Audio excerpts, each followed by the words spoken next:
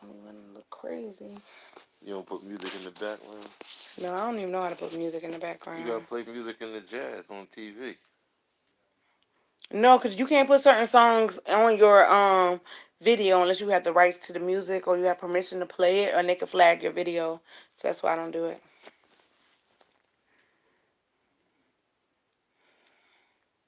All right, I'm just about to jump right in. Hello, hello, hello, y'all. This is Tony Speaks. I haven't been on in months. It's been so much going on. Who cares, really? I've been sick. I'm better. Here I go. It's something I want to talk about. We have to do better. And when I say we, I just mean we as a people. I mean everyone. We have to do better. Why are, in this day and age, everybody is doing these GoFundMe's? Mind you, I did a GoFundMe. So don't think I'm a hypocrite. I did a GoFundMe when I was sick and I had needed help and I didn't have any medical insurance and I was battling cancer and I asked for help from my friends and family. So I'm not judging the fact that we're doing GoFundMe's, but you know what I want to talk about? When people do GoFundMe's to bury a loved one. This is what I'm saying. I'm not judging you for burying a loved one. I understand things happen, but I know some people that when they were alive, they were ballers. They had money. It was all about name brand. They were in every club. They were traveling, everything. Like they had it going on, bragging, this, that, and the third. And then when they pass away, their mom is selling chicken dinners. So this is way before GoFundMe's got started. Your moms would sell chicken dinners and fish platters and stuff like that in order to get money to bury the loved one or the child or whatever, the person who passed away. Then it got to the point where they used to walk around with a box. Now this I'm talking about. This is what I know from when I was growing up. They would make a little shoebox or whatever, put a picture of the person on, or either sometimes they would just carry the picture in their pocket. It just depends. And they would walk around and knock on people's doors and ask people to donate for the funeral and or burial. And this is just what I know. But what I think is, how can you have all this name brand, claim to be a baller, selling dope out here in these streets, traveling? How can you be doing all that, but you didn't put nothing aside for your burial or for your early demise or your demise period? I'm not understanding that. We as a people need to do better. I mean, I looked up some life insurance policies for myself. And even though I'm sick, what do they call that when you're sick and what is it called? The pre-existing condition. I have a pre-existing condition and all. So they ask you a couple of questions. You answer them, and I answered honestly, truthfully. They gave me a quote on life insurance. It was like $17 a month. What's wrong with that? Like, I mean, I was like, that's nothing. Like, we spend more than that when we eat out. So I don't understand why people are not preparing in this day and age for their deaths. I mean, if they have careers, if they have, I mean, whatever they're doing, you're not putting nothing to the side. Not only for yourself, but if you have children. You don't want everybody to go broke trying to bury you, and then your kids is out here by themselves, like for the rest of their lives struggling, and you didn't leave a legacy, you didn't leave anything for them, not even a penny. Nothing but debt problems. And I think that we need to do better. I think it's ridiculous out here that you could have Louis Vuitton, you could have Gucci, you could have Fendi, you could have Prada.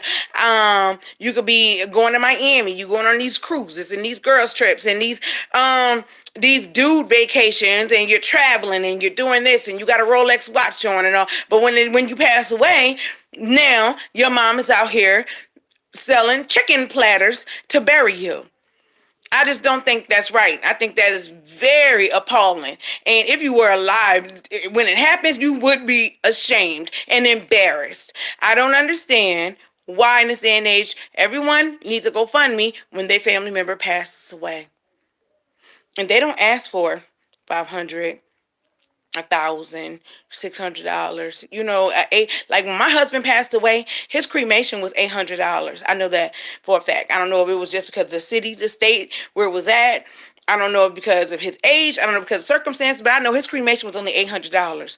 So if his to get him cremated was $800, and so let's just say a cremation can range from 500 to 2,500. Let's just say.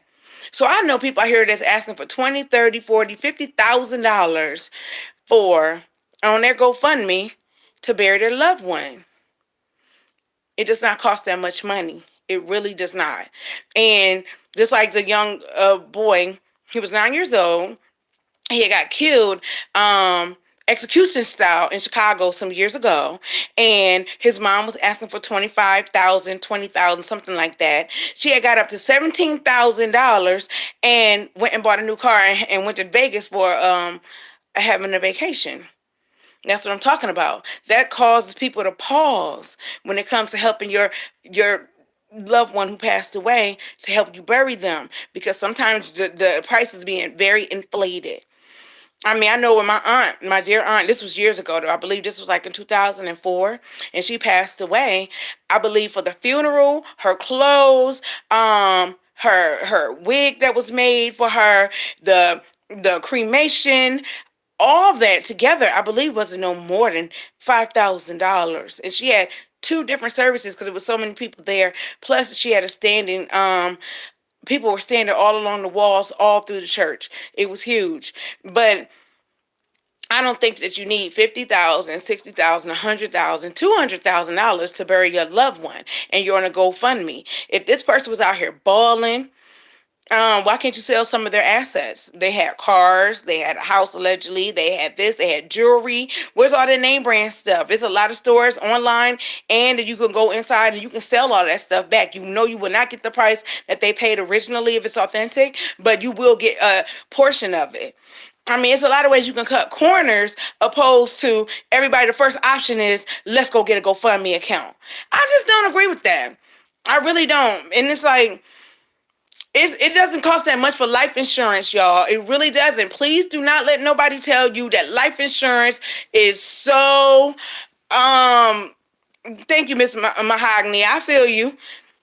Right. That's what I'm saying. Like, if you can't afford a funeral, have a cremation and a celebration of life. Have a memorial. If you can't afford, like, you don't need this hall and this huge church that he or she never attended, and all these people here who half of them, and I know for a fact, because when I lived in Philly, this used to irk my soul. So many people just go to people's funerals just to be nosy.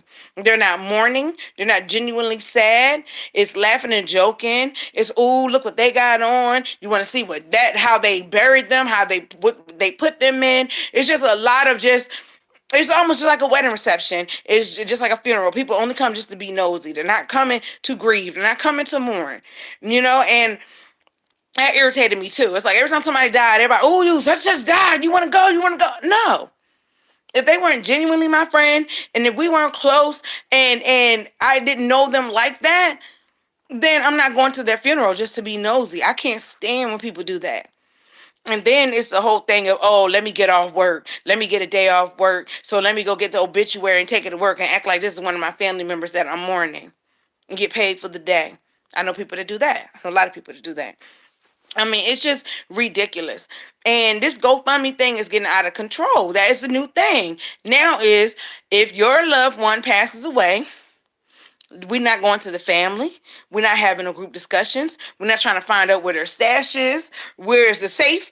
Do they have some money? We're not making phone calls asking about life insurance. The first thing we're doing is posting up a GoFundMe account. And what's the first thing most people do? Put a halo on somebody's head. That's another thing I don't like. We don't have to put a halo on somebody's head. Let's keep it real. Let's keep it real. I don't mean you have to just talk about all the negativity and bad things about them, but you can keep it real enough that you don't have to make it seem like that they walked on water when they was alive. You know he was a dope dealer. You know that she used to be boosting and lying all the time. You know he was talking shit. You know that they owed a lot of people money. You know they was crackhead. You know they was broke. Now all of a sudden they never bothered nobody, and they was just so good. And I'm gonna miss them so much. And I remember that time. Do you remember the time when he stole the money out your wallet when you went to the bathroom? Okay? See, that's another thing I don't like. Do not let me tell you, if I pass away, my loved ones already know. I don't want a funeral. Because it's not going to be a bunch of funny people who didn't give two shits about me when I was alive now crying and there to see me when I'm gone. Okay? Because when I had cancer, they didn't come see me nor cry nor shed a tear. So you don't have to worry about me. And no GoFundMe's, no chicken dinners, no fish platters. None of that is going to be happening if something happens to me today or tomorrow. My loved ones, my husband already knows. It's not happening. I'm getting an $800 cremation, and there you go. And that's just, people play with death a lot. You're absolutely right. People play with death entirely too much. And so many people flock and run to people's funerals just to be seen, just to say they was there. Do you know how many funerals I see? People taking pictures, they grinning, they throwing up the do sign. They got people leaning next to the dead person in the casket, taking pictures. It's on IG before they even lowered them in the ground. They dead body is already posted on Instagram. I mean, it's ridiculous. And the GoFundMe account. Nobody asked to be accountable with all that money. Okay, let's just say your rent was due. So and so passed away. You knew so and so. Their mom's really nice. It's not her fault that the child passed away. She's asking for money. Okay, so you give your rent money, thinking, okay, this is just an emergency. I got to do this for them. All right, and then you go to that cheap ass funeral, and you go see that ghetto hot mess that they made mockery of this person's life, and the only thing you're wondering is, where did my rent money go? How many other people in here gave their rent money? You know, let's think about it. Let's be smart. Let's do better as a whole people.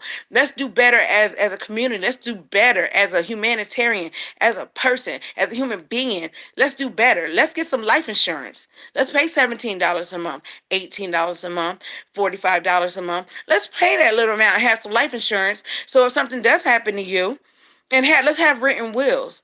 You know, I had a written will when I was 15 years old because when my sickle cell anemia, the doctors told me I wouldn't live to see 20. So even when I was 15, I was telling who was gonna have my jewelry, who was gonna take my car. I wanted who was gonna have my teddy bears, my clothes, my shoes. Yeah, I did. So a lot of people don't have written wills. That's why so much bickering and arguing and fighting when somebody passes away.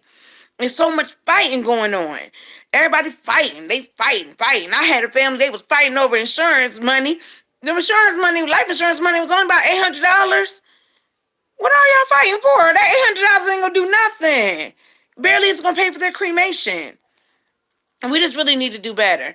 Let's stop making a mockery of it. And let's just stop everybody's family and friends selling these chicken dinners and these fish platters and asking for this outlandish amount of money to bury somebody. And all these ballers, so-called ballers and label wearers and trendsetters and socialites and all that.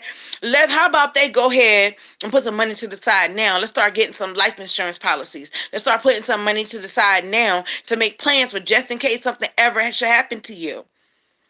Just in case. Because guess what? And all these girlfriends, all these so-called fiancés, let me tell y'all too.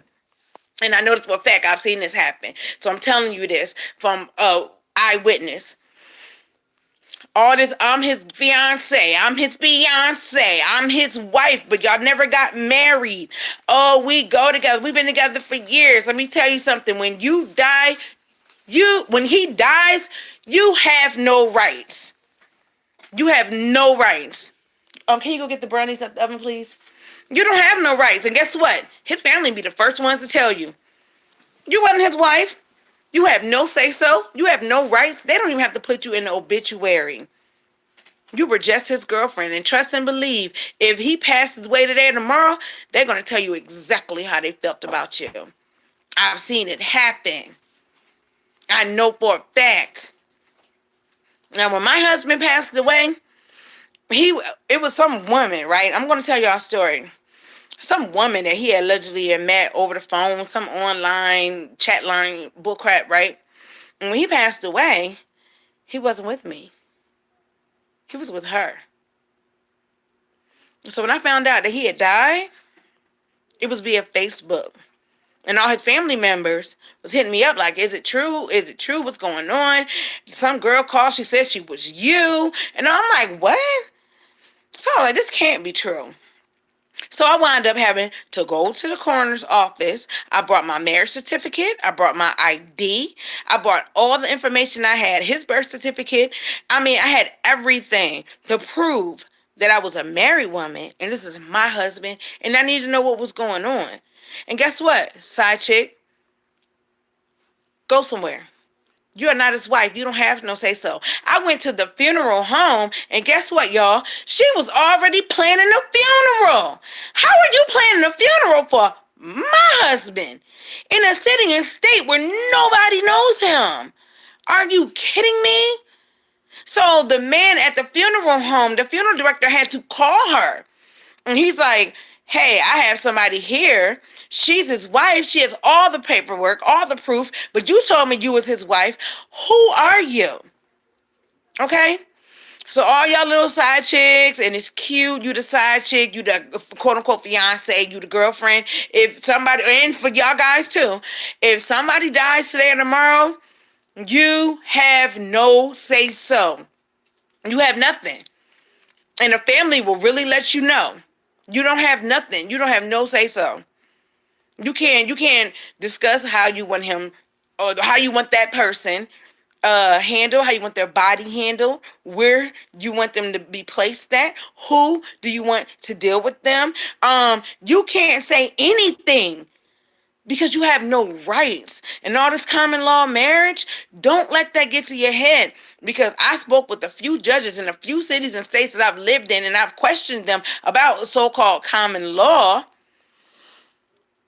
And a lot of times common law is not even legal or accepted in a lot of states. So don't think because you've been with somebody 10, 15, 20, 30, 40 years that, oh, we've been together forever, I'm the common law wife. That still don't mean nothing, and it does not get respected or honored.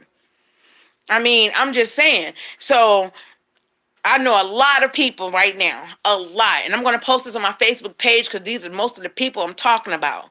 You buying this, you buying that, you going here, you going that. We see you. You dressing nice. You looking good. You eating here. You eating there. Guess what? Get you some fucking life insurance. Because if you pass away today or tomorrow, if you choke on that chicken bone and you die, your mom will be selling chicken platters to bury you. And it's embarrassing. It's not funny, babe. My husband laughing. Then I'm trying to be serious. It's like, it's not funny because it's sad. I'm like, me and my sister, she lives in Toledo, Ohio, Crystal, we was like, wait, why are they selling fish platters? Wasn't he a baller? Where's his money at? Where's them cars at? He used to make it rain in the club. Now the only thing is raining is chicken grease. It's ridiculous. It's ridiculous. We have to do better. Let's plan for our future. Let's get some written wills. Let's get living wills. And let's get some life insurance. Let's take this more seriously. And you don't need 20, 30, 40, 50, 60, $80,000 to bury someone. First of all, if you are begging to bury someone and you're begging and asking people to help you bury someone, you should be very humble and ask for the bare minimum after you have exhausted all other options. Then you start your GoFundMe, not the second you find out they passed away. And be humble. Ask for the bare minimum. They don't need Platinum Plus. For what? They passed away. They didn't plan for this. They didn't have nothing set aside. So now why you trying to put them in the platinum casket with gaiters on and Prada cufflinks? That fool ain't never wear a suit. I mean, I'm just saying it's something that you really need to think about. And I'm gonna put this video on Facebook, and I know I'm gonna get under people's skin. They're gonna get irritated, like I always do. But oh well, I'm